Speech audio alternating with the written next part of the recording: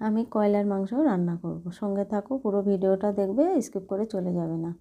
কড়া বসিয়ে দিলাম, দিয়ে একটা শুকনো লঙ্কা ফোড়ন দিয়েছি, পেঁয়াজ দেব, রসুন দেব, আর ধুয়ে কেটে রাখা আলুটা দিয়ে দেব।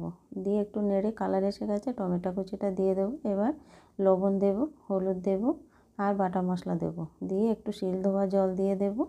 দিয়ে এবার আমি কয়লারটা তুলে দেব, দিয়ে বেশ একটু নাড়াচাড়া করে নেব। আমি মশলাটা কষিয়ে নিয়ে এবার আমি ঢাকা চাপা দিয়ে ফিরে এসে আমি কষিয়ে নেব।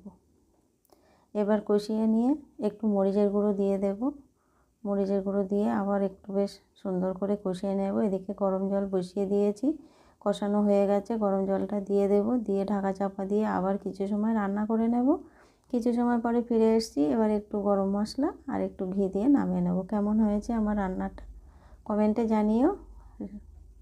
রেডি হয়ে গেছে, নামিয়ে নিয়েছি।